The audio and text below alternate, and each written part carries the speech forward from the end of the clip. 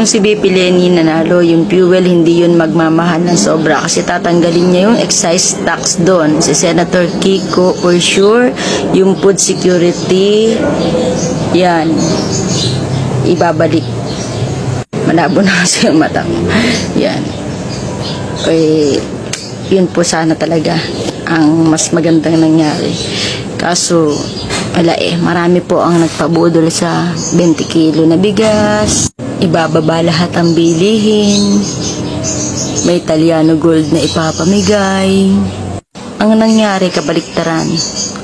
Tumaas ang mga bilihin. Tumaas ang bigas. Walang gold na lumabas. Naging gold ang bilihin. Oo, pwede. Golden era, gold lahat. Tumaas ang bilang ng mga nagugutom at tumaas ang walang trabaho. Yun ang realidad at masakit na katotohanan ngayon. Magandang umaga kakamping. God bless. Ingat po palagi.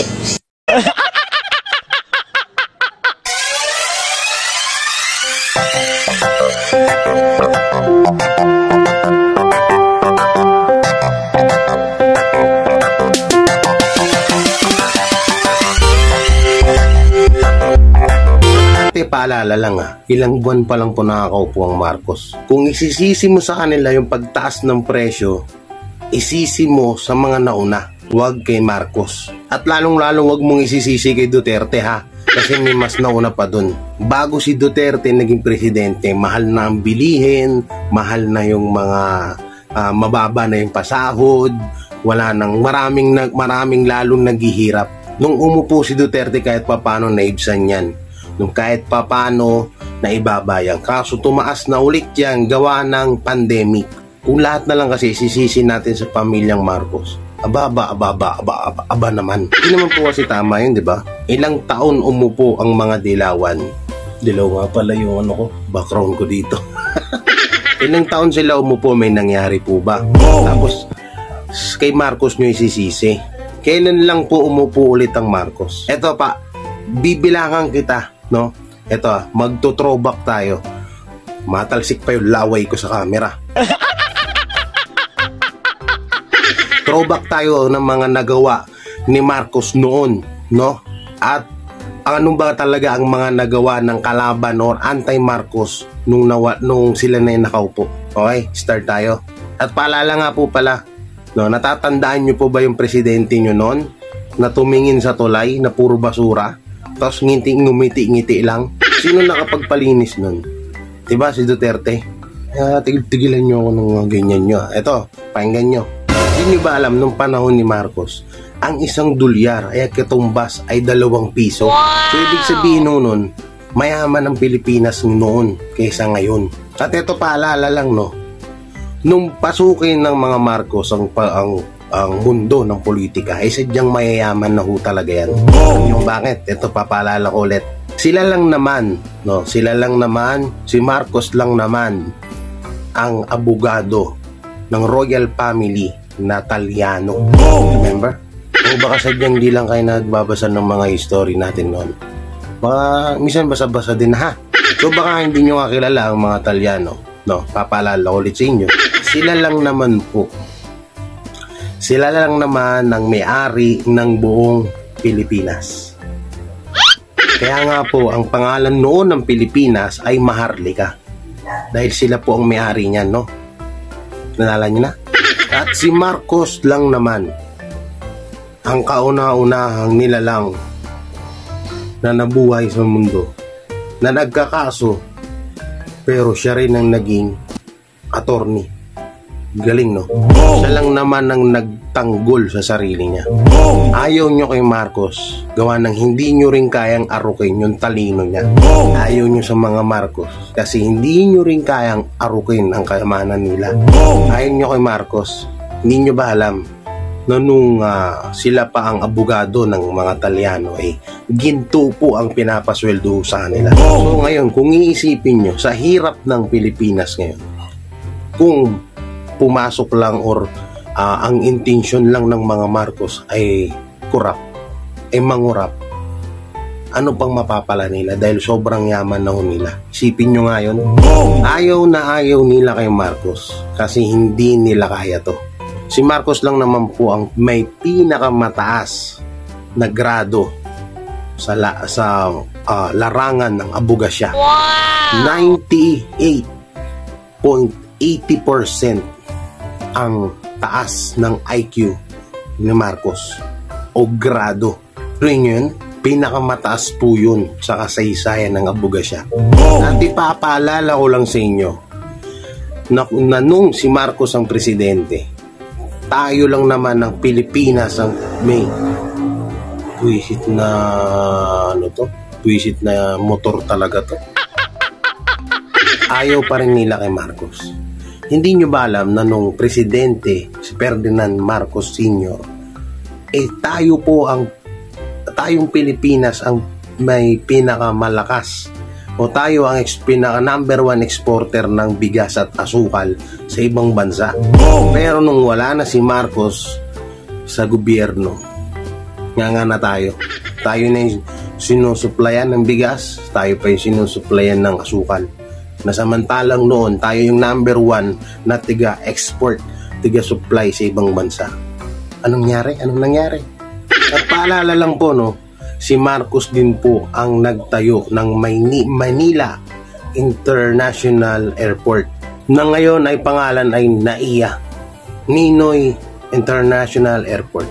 So, isisisi nyo pa rin kay Marcos.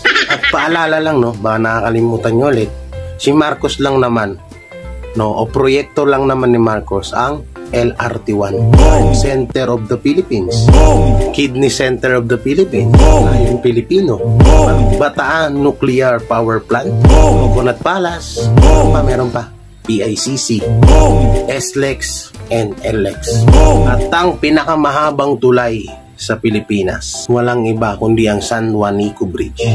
At marami pa pong proyekto ang mga Marcos na patuloy pa rin pinapalitan o hinihigitan ng iba na kahit hindi naman nila talagang kayang gawin.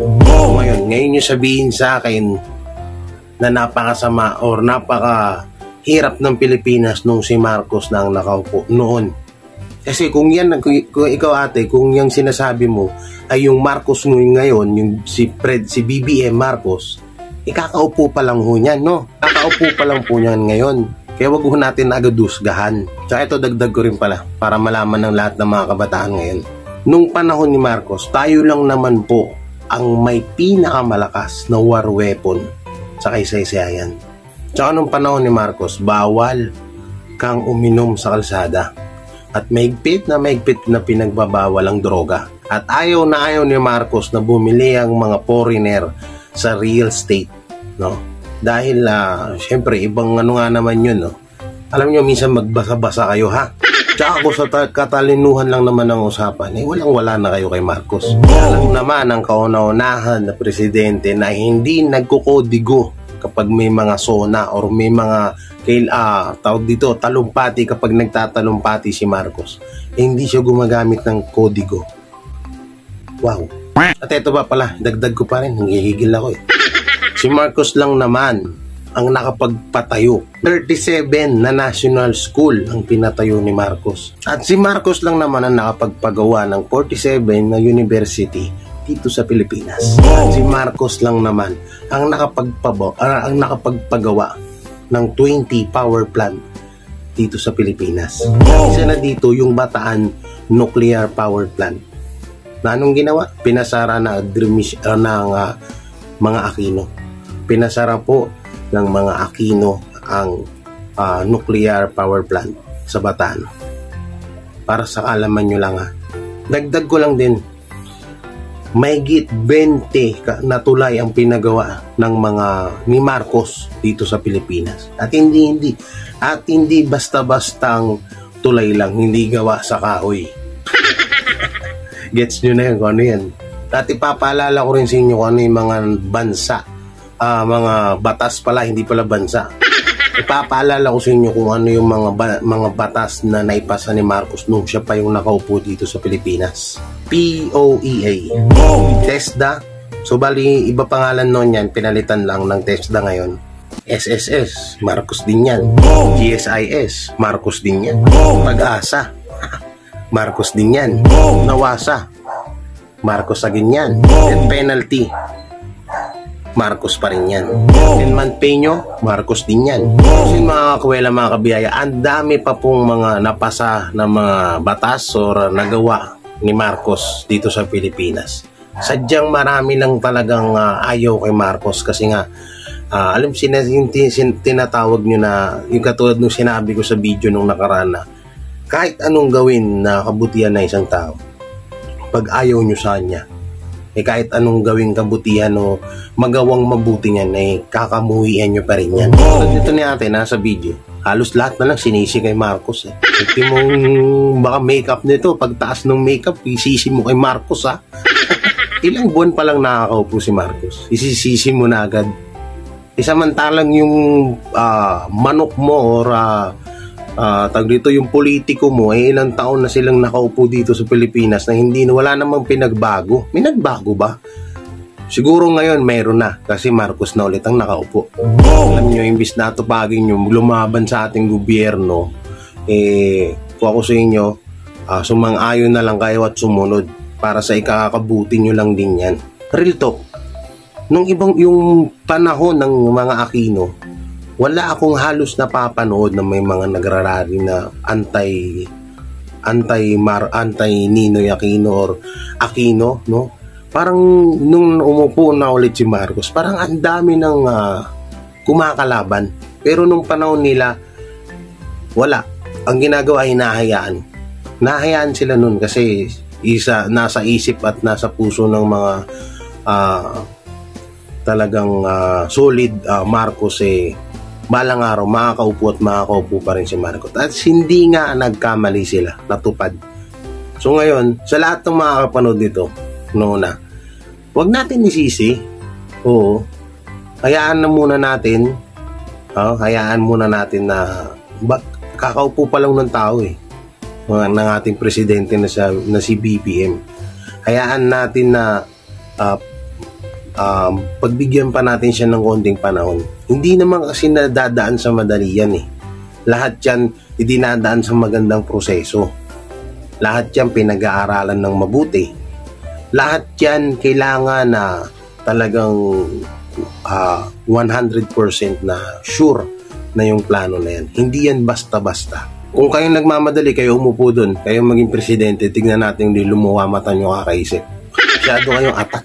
Lahat na lang sisisi nyo sa Marcos. So maraming salamat, no? So kahit pa paano siguro, kahit pa yung mga kabataan na mga nanonood dyan, mas maganda siguro kung magbasa pa kayo kung ano ba yung mga nagawa ng mga Marcos noon at ano bang nagawa ng mga kalaban niya nung sila pa yung nakaupo at pagkumparahin nyo. No? Dahil nung panahon na yun, naikwento talaga sa akin ng lolo ko, ng lola ko na ang mga nung panahon ni Marcos ay sobrang ginahawa ng pamumuhay ng Pilipinas, ng mga Pilipino dito sa Pilipinas. Yan. Maraming salamat. Ingat po kayo palagi. Don't forget to like, share, comment, and subscribe dito sa YouTube channel. JG Bara sa Facebook page yan para supportan po. Ingat kayo palagi. Salamat. Bye-bye. Love you all.